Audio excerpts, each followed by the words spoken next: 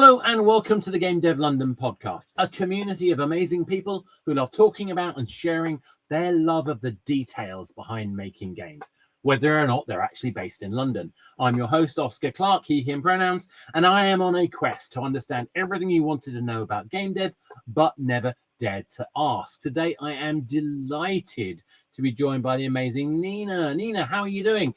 Tell us a little bit about yourself and what you do, and particularly about Lovewish. Yay! Hi, lovely to be here. Nina, she, her, and yeah, I don't even know where to start. I've been in games for like 18 years or thereabouts.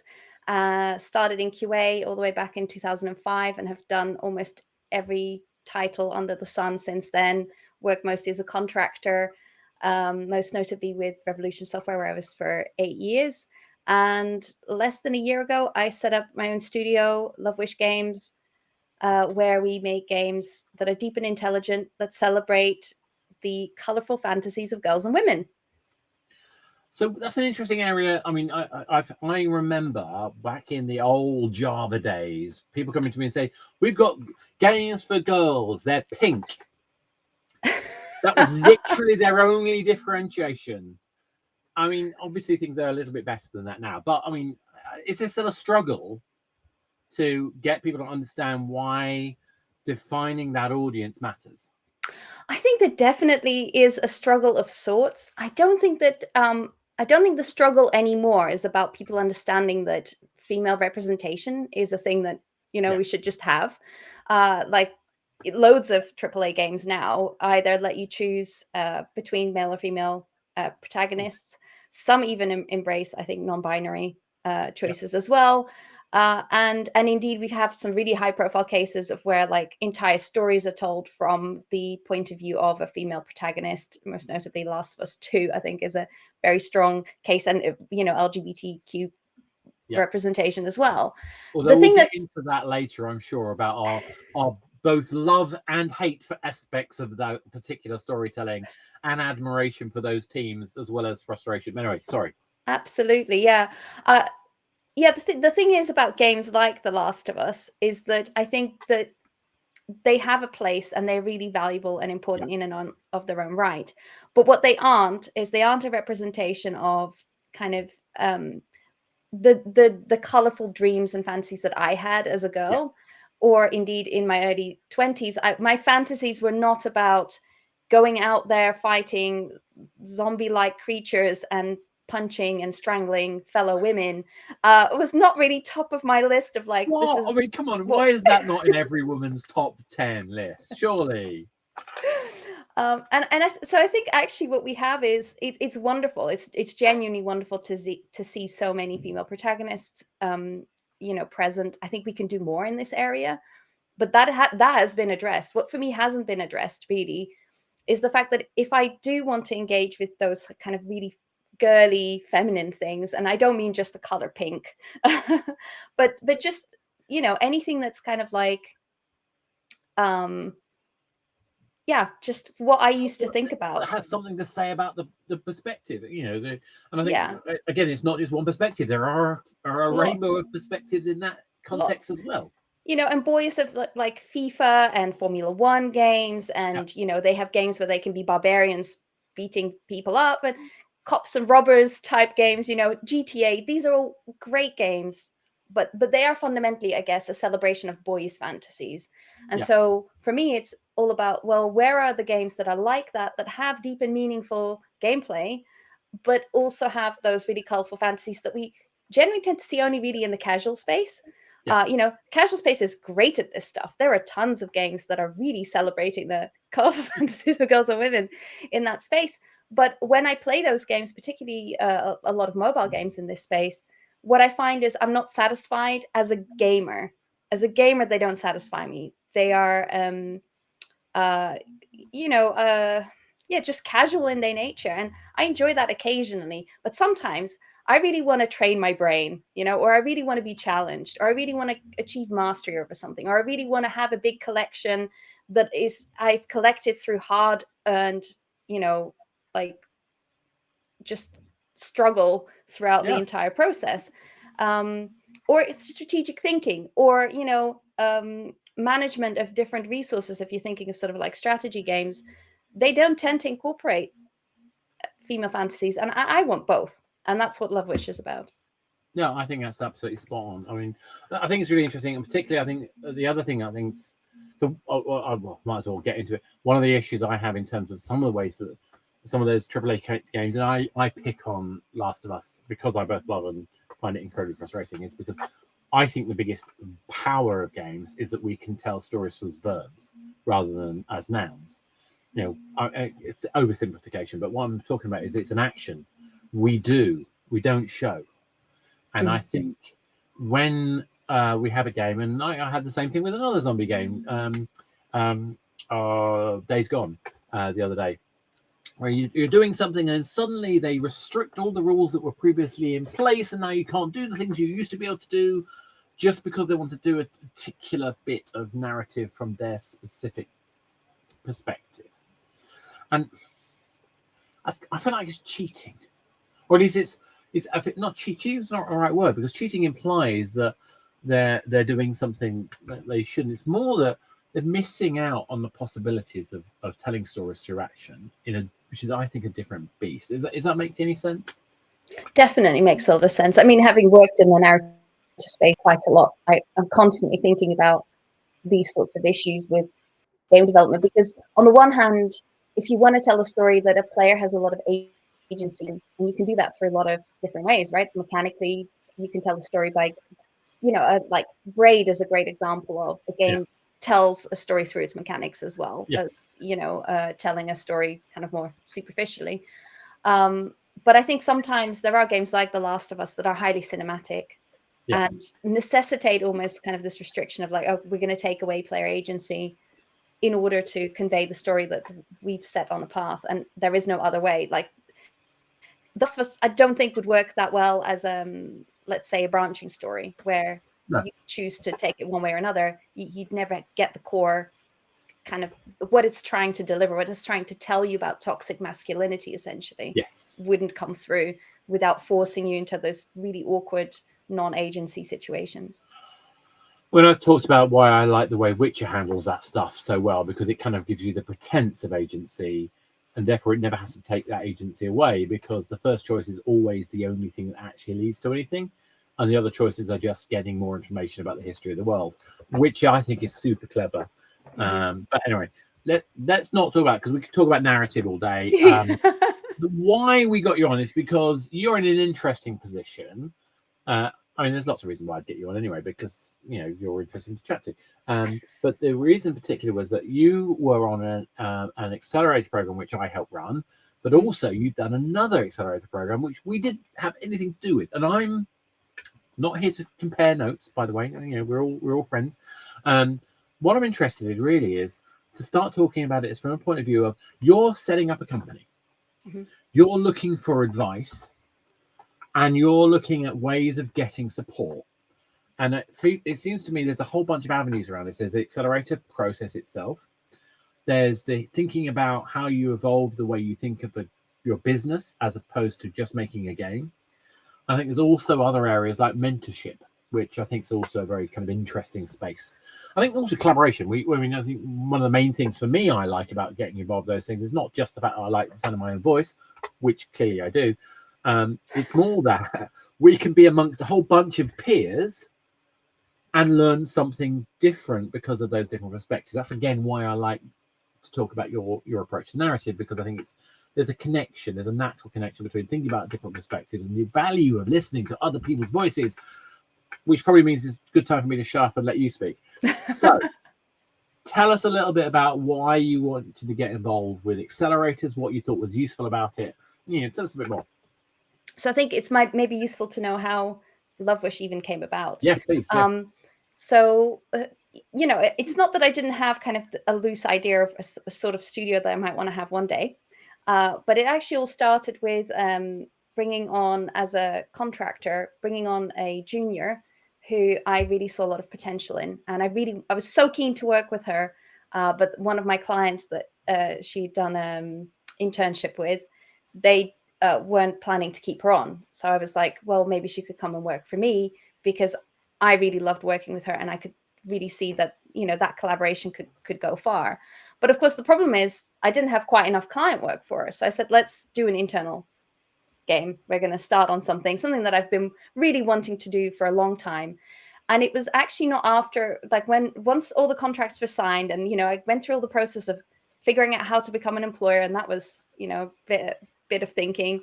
And bear in mind, just honestly, but at this point I was still a sole trader, and actually this is something that's maybe useful for people to know in general. Sole traders can be employers. In fact, you don't even need to have a company or be a sole trader to become an employer. We employ our nanny just as people, so it's a completely separate process. And having become an employer, I think at that point it was like something happened, something clicked in my brain that hadn't clicked before, and it was kind of a point of no return. It's like this thing that had been in my imagination, there was no turning back. This is now a thing that was going to happen. You're now an entrepreneur, right? Yeah, more or less. Although I wasn't yet at that stage. I wasn't thinking I'm now an entrepreneur. It was more like, wow, this game is going to get made one day, because I'm actually paying someone to work on it now, so it's got to happen. And so we applied for UK Games Fund, but we couldn't apply for it as sole trader. We had to set up a company. And that's when I founded the company. It was actually on the way back from Develop, on the train. I was filling in the forms.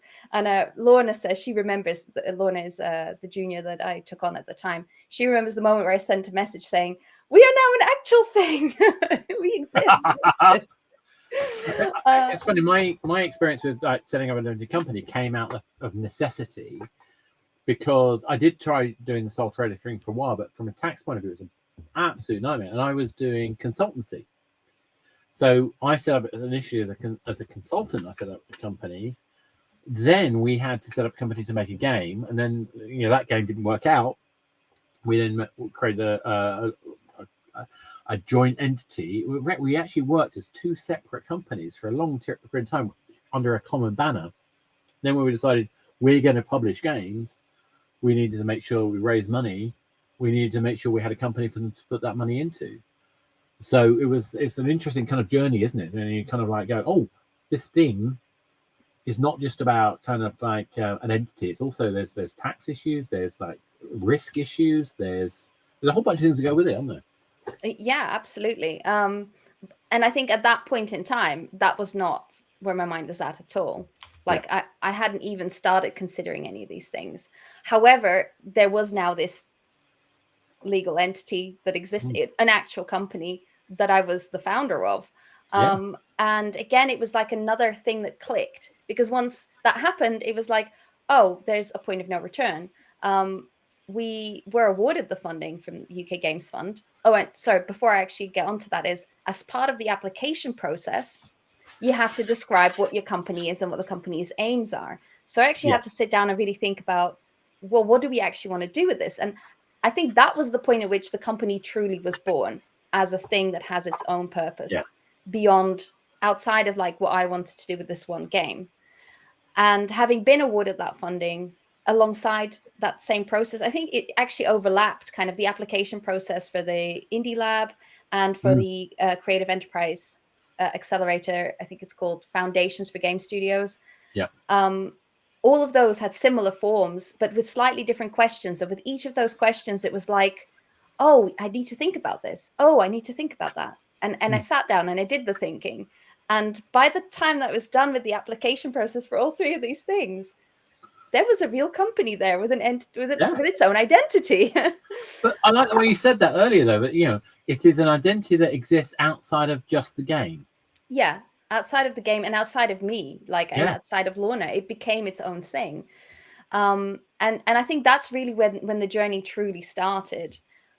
So then, come January, both accelerators kicked off. I was delighted to have been accepted to both, and also slightly panicky because I didn't know how I was going to fit all of this two in. Accelerators.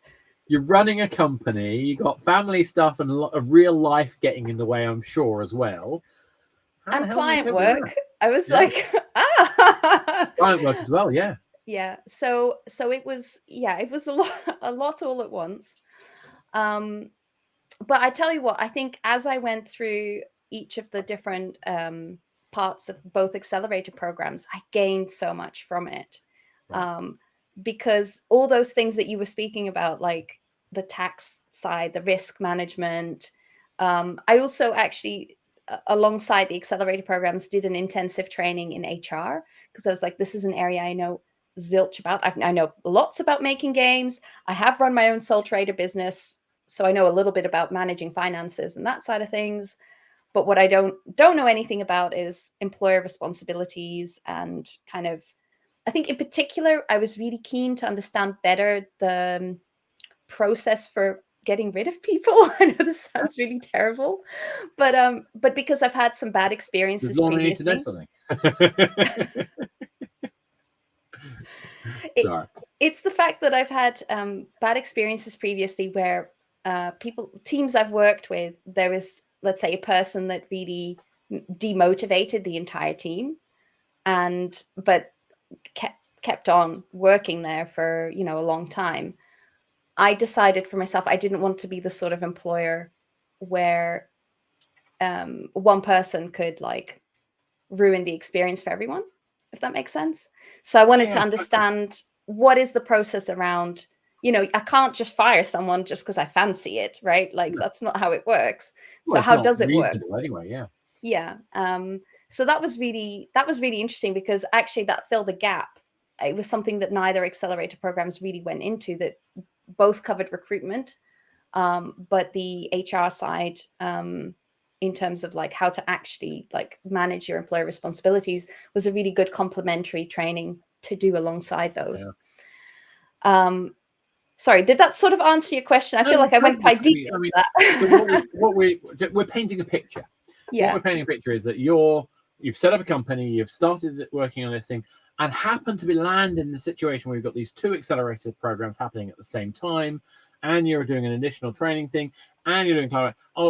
But the key thing is what we're talking about here is trying to get enough of a kickstart in what your employer responsibilities are, what your functional responsibilities, your business and commercial responsibilities are, so that you can put yourself in a position where, as an organization, you have the best chance of success.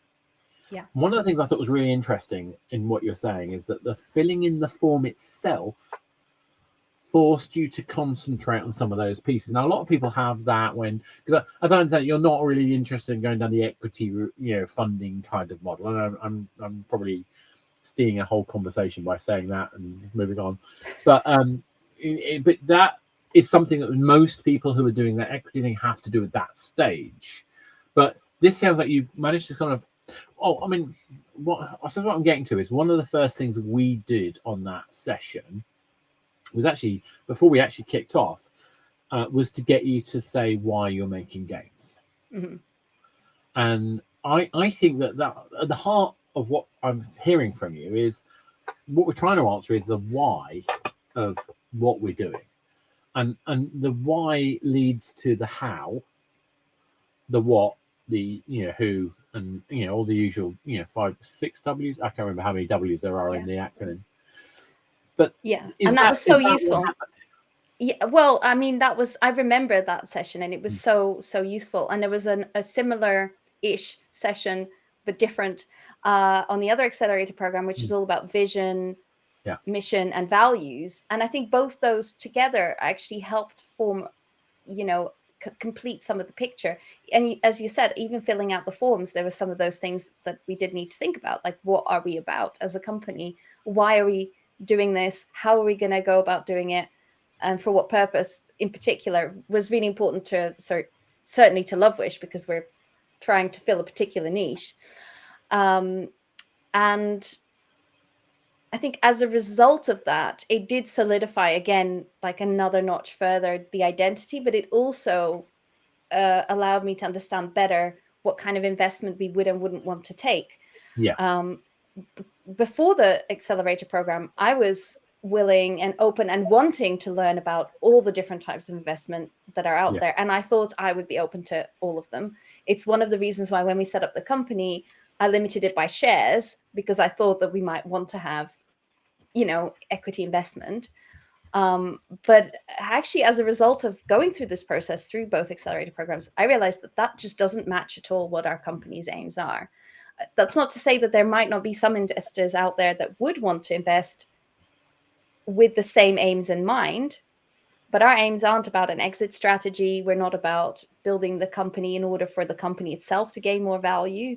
Our aims are all about putting out the products into the world to basically, what I want is for every 12-year-old girl to be able to play games that are going to be intelligent and stimulate her intelligence while being also really fundamentally really interesting to play. That is the mission. And I think that's really powerful, because I think what I think a lot of people don't really understand is the import.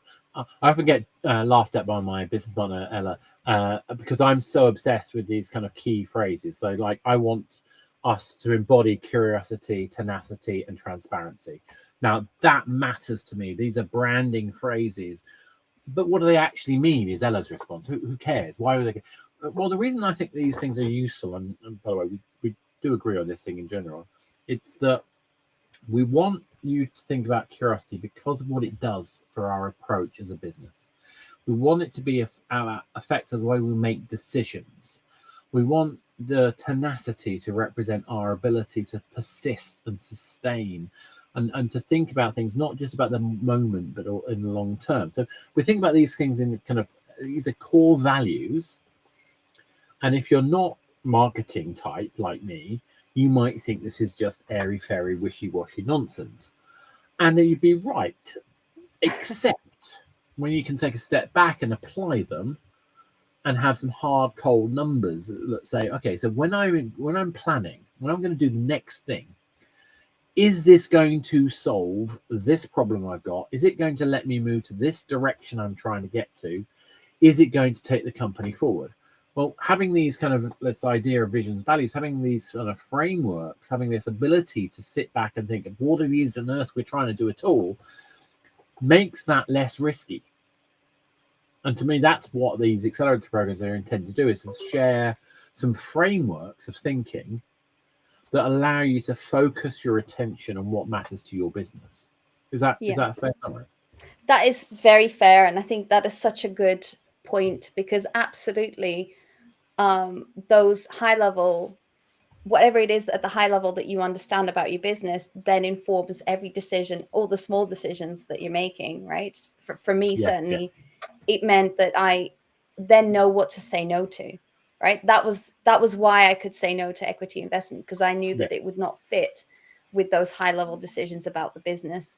And I would not have known that before I went on the accelerator program, because I just never even considered it. I never even knew, I didn't have enough information about what equity investment was. I didn't have enough information about what we were from a high level perspective. And it just consolidated all of that. So we're talking about high level strategy. Were there any other things that you found useful in these programs that kind of like, that helped you think about your company in general, but also what you wanted to do with it and how you work with your team? Yeah, sure. I think one of the things that really helped was both programs really helped increase the level of confidence I had in running my own company, which then has an impact on everything as well. Absolutely, yeah, no question. It was before, when all of this kicked off initially, I said to my husband, the way I see this going is one day when I've just about got it running and we can afford to bring in a CEO externally and like some of the kind of C-suite people, I'll just hand over the reins of the company to someone else. And then I can just focus on making games, right? That was kind of what I thought would be best, because I didn't see myself wanting to do the boring stuff of running a company. Like, who would want to do that if you're a game dev, right?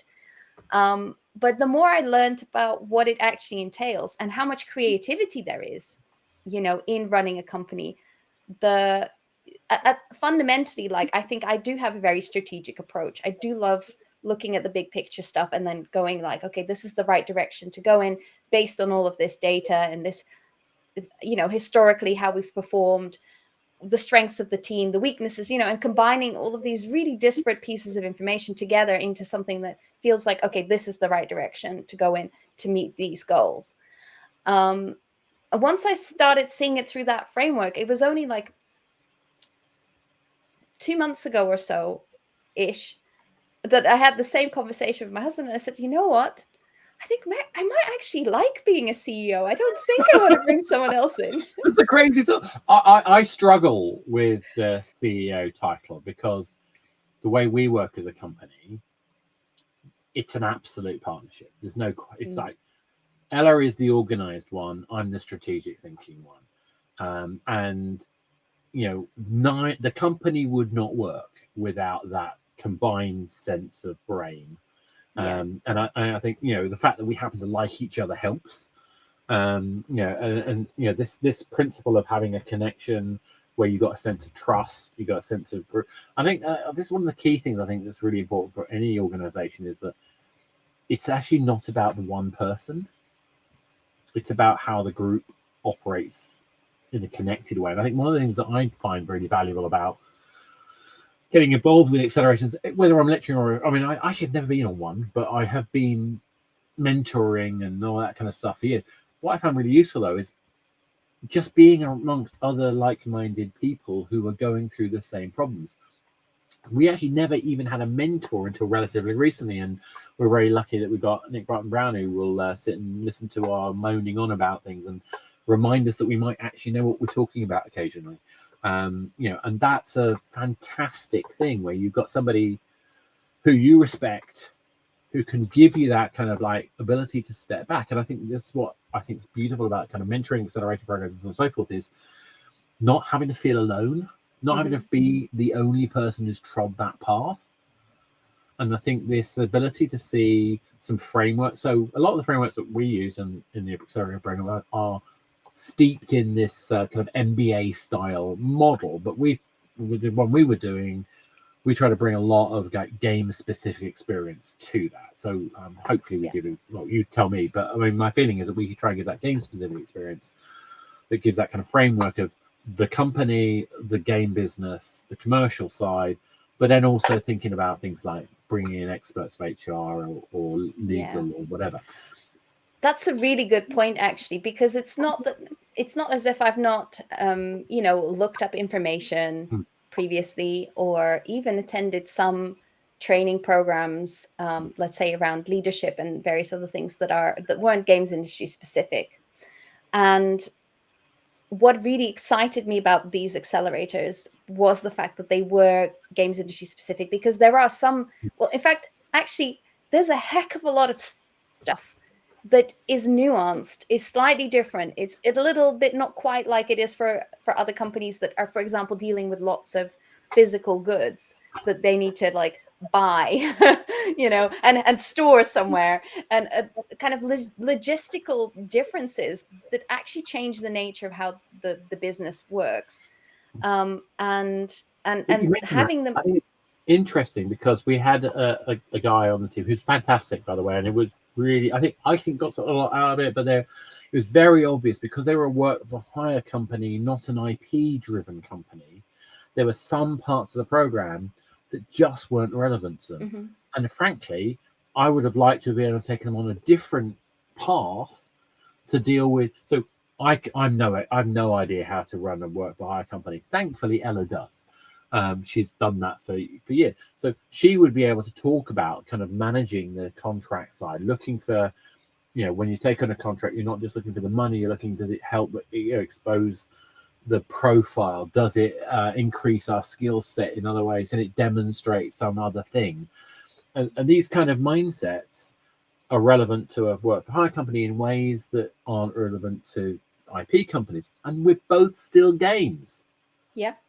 So even within games, each slice is very unique needs. Absolutely. Yeah, very good point. I think that's one of the reasons why Creative Enterprise split their accelerator programs into foundations for game studios and foundations for, I'm going to misquote it, but something like game service companies. Yeah. And I can definitely see that there is a difference. And just imagine if I had joined just any random accelerator program that's like accelerate your business now, accelerator generic for all businesses, I'd be sat next to people working in retail and, you know, like, and the thing is, I probably would learn a lot from it. Yeah. you But know, it's not the same.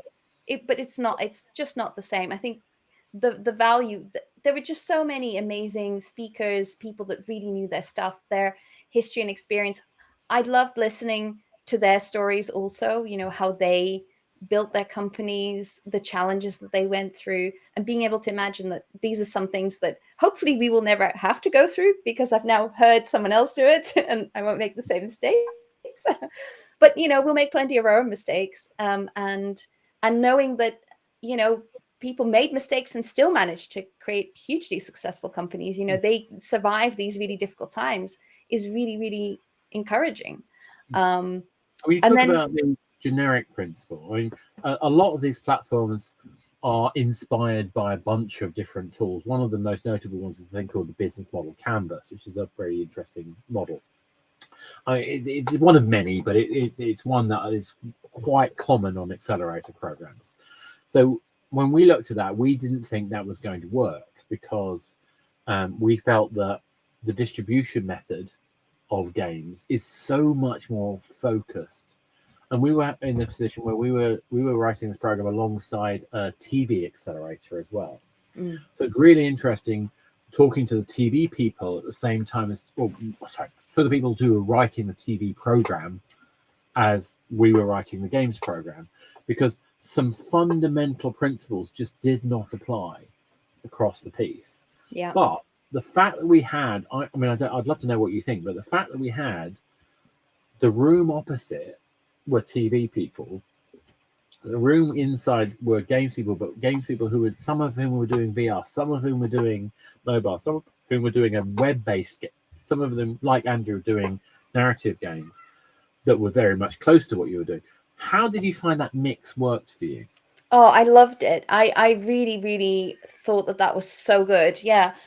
And the sessions that were applicable to both of us, and doing them together and meeting, you know, people that are in a creative space but adjacent, was great. The kind of the lunches, the more informal networking that was taking place, was really thought-provoking. And without a doubt, there will come a point at which there will be some further interaction. You know, there's even already been some cases where, you know, not necessarily relevant to what we're doing right now, but other people I've since met and I've gone, you know what, you should speak to these people from the TV accelerator. You'll be So auctioning off one of your scripts soon, I'm sure. So yeah, I think absolutely it was really interesting also to listen to how their financial models differ to ours, like significantly, and the kind of challenge that they're facing. Yeah. But the other thing I really took away from it is this sense of their industry also suffers from being able to retain seniors and experienced folk in their industry, just the same as we do. And there is, let's talk about that, because I know this is something that, I mean, we can talk about accelerators longer, but I know this is a topic of interest to you. You have said on many occasions to me, we have an issue in the industry because, frankly, the pipeline between even getting into the industry to being a junior to mid-tier, you know, to being senior, starting your own studio, if that's the way you want to go, all of that pathway isn't clear. What do you, I mean, is it that we need training programs? Is it that we need accelerator programs? Do we want to get our juniors sitting on an indie lab, etc.? I'm not serious, but what is it you think about that? What is the problem, and what's the, you know, root cause, you think? Yeah, so I think you're right. I think that it is kind of broken. It's broken for I think a number of reasons. We have had historically, I don't think so much today, but historically there has been a real issue with staff retention. I think generally within the industry, we had a crunch culture far more than there is today. And I think, yeah, if you basically bring people on, chew them out, and then spit them out, burnt out and disillusioned, because nobody comes into games thinking, I'm going to hate this. Everybody goes into games super excited and thinking that that's going to be the best job in the universe, right? Are you familiar with Maslow's hierarchy of needs? I am very familiar with it. I actually did a reverse of it for one of my sections of my book. Did you? That is so interesting. Oscar's hierarchy of socialization. Yeah. I can't wait to see it. But for anybody not familiar with Maslow's hierarchy of needs, it's kind of like a pyramid where the base need, for example, is like safety and having Security food. needs, yeah. Yeah, so like food, shelter, and that kind of stuff. And then it sort of goes up in each tier, and the top tier at the very top is self-actualization. Yes. And Maslow sort of theorizes, I guess, that you can't reach that top tier unless all of the other needs are met. So only once all of the base needs are met for each of the tiers below can you reach that next tier. So of course you can't be focused on self-actualization if you're worried about, can I put food on the table, and will I have a roof over my head to sleep, and am I being bombed, or whatever. That it makes it really difficult to sit at that top tier because your brain is going to be completely focused on other things.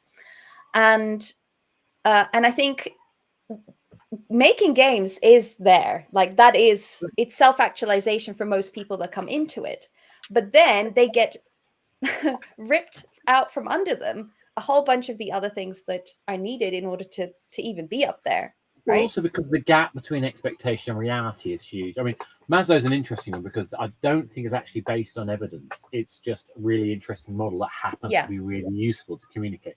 But if you think about it, the expectation is the self-actualization part. But let's say you're a level designer, how much actual influence do you get on what the game is in practice? And the reality is that you get to have to deal this one little section of the whole game in most cases. I was lucky because I came in from a commercial point of view, so I got to think big and never got to do the little detail stuff. And maybe that's probably explained a lot of my problems. But the difference between expectation and reality, I think, is part of the problem. Yeah. But I think it's also the expectation, particularly the history of crunch, which is never to be done. Anyone who does crunch should be just thrown out. That's just me. And any manager who says that crunch is acceptable, I think, misunderstands the whole point of actually having a team that's invested in the game. Yeah. You're burning out that investment. Why would you do that? Anyway, it just sorry. makes no sense. Yeah. But let's say, okay, historically we've had this issue, so we've not retained historically many of our senior staff anyway. So that's kind of where that's the starting point. Okay, the industry has addressed a lot of that. I think we're a lot better now. There's so many studios that are really thinking about kind of how to create the best optimal environment for people to work in. Lots of studios now have, no questions asked leave days and various other kind of ways to look after the mental health, particularly after the pandemic. I think it's been, really on the forefront of a lot of studios. So why then is there still this issue? The industry is expanding rapidly. Okay, so there are more studios than ever. There are more people needed to make games than ever. So by necessity, that's just not happened. We don't have the seniors to accommodate for that. But then there's the other side, which is that in order to have seniors in the first place, like to get from junior to senior level, you need to learn from a senior. Yeah. Right. And if all our seniors are focused on making games and not training juniors, then the juniors don't get the training they need to get to mid-level. And certainly mid-level folk, I think, are really in a tough spot because there's very rarely time to train anyone who's at mid-level up to like senior level. And so what I'm hearing from studios is they're saying, I would like to bring on more juniors. I would like to have more mid-level folk, but I don't have the seniors to train them. I don't have enough seniors. I need more seniors first in order to then be able to bring on more juniors. And I think it's also a case that what we have is that we've seen it essentially, rather than the bigger organizations, which I think we more historically had, that particularly the mid-tier studios are less and less common. We have lots and lots of micro studios. And micro studios simply have no scope to manage the overhead of training. I think there was an interesting one, particularly the Kickstart campaign, that where there was government funding so that people would get their first junior job with, I think it was 28 hours that was paid by the government, was massively useful. In fact, we were able to take on a couple of people. We actually hired one of them full-time as a result. We're moving that person into becoming a junior producer, more or less. I mean, it's a bit more complicated than that, but yeah. But that whole idea of developing someone from their entry point through to the the mid tier, the kind of intermediate level skill set, but realizing that going to a senior is a much more complicated than just extra skills, I would argue, because typically there's a leadership function, and that is a different mental shift than just more skill, I would argue. Is that fair? I think that's really interesting to perspective. I think leadership is a skill also. So Yes, it is more skill, but just different skill that people often don't think about. I think it's also perspective difference. Yeah, I mean, there is. That's the reason true. reason I'm mentioning it is because of one of the things that I think is actually quite difficult to train is when you are somebody who has a job to do and does the job, you can get into a routine, a process, makes a lot of sense. Shifting from that routine and process to having to devise what steps should be there when there's an absence of those steps, that's a different kind of mindset and a different kind of mental exercise, I would argue. Again, trainable, no question. Yeah. But it does require a different type of gear shift, I would argue. Yeah, I completely see that. I think there is also, so what does senior mean, right? Yes. That is one of the questions. One aspect, sometimes when people say senior, what they're talking about is someone who can, self-manage, can break down the work for other people in terms of what they need to do for more junior members, somebody who mentors juniors. Yes. Sometimes it means they're a specialist. So they don't necessarily, they might have a lead who still manages what they should be focusing on, but they specialize in a particular area to the point where they can work independently without needing further mentorship to get it right. And I think it varies from discipline to discipline, and like how exactly that all hangs together. But that's to bring it back to like an earlier point, is that that pipeline of like going from one to the other is broken. And it was interesting you mentioned the Kickstart program, which I thought was also really good for a similar reason, is that there is such a huge investment from game studios to get a junior in. What people I think often forget is, okay, so you pay the junior salary, that's one thing, and of course that is a minimum kind of cost. Then there is the cost of how much time it takes the junior to learn things and the iterations it requires and the feedback it requires. So there is time lost by the junior for not being effective at their job initially. Okay, but those are not the only costs. Then you have the time cost on the seniors and the leadership team that need to then train that junior. And that is a far bigger cost to the studio than the junior themselves and the time that they spend learning things.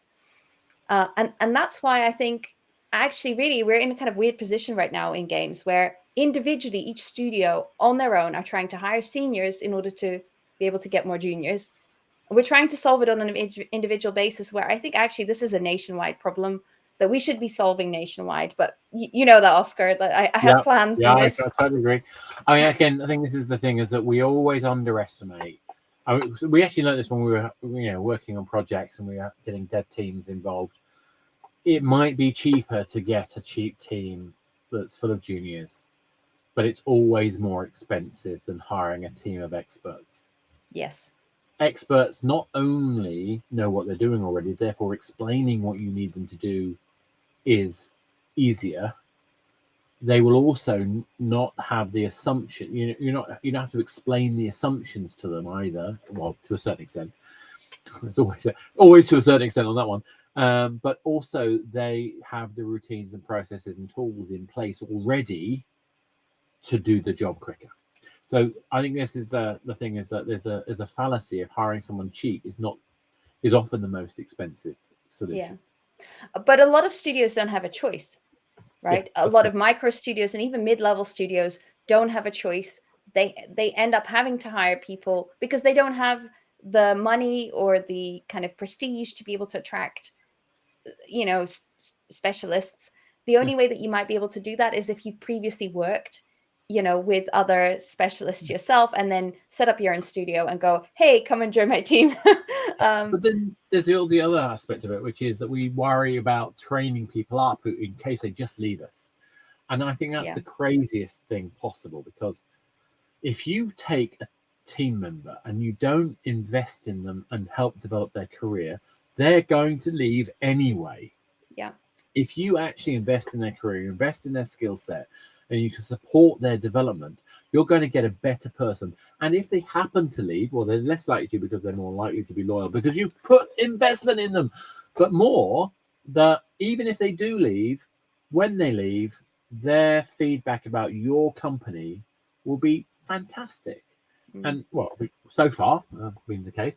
And if that's the case, your ability to recruit new people to replace them is much easier, because you're seen as a place that's healthy, useful, valuable, interesting to be at. Yeah. Does that make sense? Yeah, completely. And I think that's a really good perspective. Yeah. I've certainly found that so far at Lovewish. Everybody that's joined as an employee, I've said to, look, I understand that we're not like some big company right now. Yeah. And if you do at any point want to leave, or you find a job that you're really interested in, and I fully expect that to happen, just tell me, and I'll sing your praises. I'll help you get that job, right? And we'll, even if it's a case of maybe I don't quite have the skills, or we need to slightly tweak kind of how we present the stuff that we've done, or can I get an opportunity to work on X before I get to the interview stage, so that I can say I have done this at least once. I'm open to all of that. And it sounds crazy, right? Because I don't want to lose all of my best people. I'd be so sad if Lorna left. She is like my golden star right now. Like, I adore working with her. And yeah, that would be like a sad moment for me personally. But I would also be so happy that she managed to grow at my company enough to be able to go and move on to something that she's really inspired by. And I think that's okay. Like, I don't see it as a cost, in the sense that in the meantime, while she is here and she is doing great work, I am investing in her also. And that's fine. Like, I don't need any more than that. If she leaves in a year's time, if she leaves in 3 months' time, it's no loss to me. No, exactly.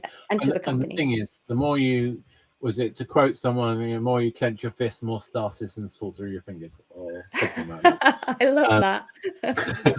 but that's the thing, is that it's about engaging people. It's about making people feel like they belong and empowering them. And I think, there are tax benefits out there that help you if you invest in training, and we're actively trying to support people who want to expand from their role, to understand what they're doing contextually. So I've got a guy who does BD teaching about how UA works, so that if he understands user acquisition, he can then talk about that more effectively to the devs when we talk about what we do. But more importantly, he's just interested in what that does and how it works, and that's fine. That's great. I'm delighted about that. We're running out of time, so I am going to just kind of see if I can get you to sum up. So, looking back at this whole process of learning, organizationally and individually, what would you say is the one thing you'd like people to take away from your experience working with accelerators, or this conversation about juniors? What is that one thing you think that a game developer should be thinking about?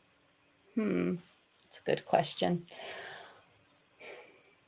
I think, in terms of personal growth, right? Everybody's probably heard of growth mindset and so forth. It's great. Like, it's great to learn anyway, like just on a fundamental level. But going to a games accelerator program, I think what it does is, if you're either thinking of setting up a studio, or you have just set up a studio, or you have already been running a studio for a while, but you just want to expand like your understanding of it, because there are other programs as well, like the Scale Up program and various other programs that are out there that can help take your business from where it is to like somewhere else. Going through that process, hearing from my peers and kind of where they're at and what they're struggling with, I've learned so much through that. I think it just helps. At the end of the day, it helps minimize risks. I found it hugely empowering. I've built confidence. Like, there were so many benefits to it. It's like, if you get the opportunity to do it. Like I'd say that to anyone. If you have the opportunity to accelerate. I totally get it. I totally agree. I mean, I've loved being part of the process, trying and take my understanding and lessons. But the interesting thing about it, whenever I do these things, I'm learning more than I'm taking in, and I think that's really the thing. Whether you're talking on them, and we were lucky enough to have some amazing people, who friends of ours who were very generous with their time to talk to the people on the accelerator. I loved seeing meeting yourself and people like Andrew and Adam and co, who people I knew already who were on the thing, and being able to sit there and see their different perspectives as well. For me, like you say, it's all about learning. We are learning machines. In fact, what is games if it's not about playful learning? I think Raf Costa said something like that, I'm sure. But anyway, Nina, it's been fantastic. Thank you so much for taking time. This has been our Game Dev London podcast. So just to sum up, basically, we are, if you like, subscribe, all the usual things. If you think this is great, tell other people about it. And if you're interested, there's a Discord group as well where you can have further conversations with other interested game developers at all sorts of aspects, whether they're vastly experiences, whether they're juniors, or if they're aspiring to be new, studio heads or build their own companies. So join in with the conversation if you're interested in the development of games. Thank you very much all. And this has been your podcast.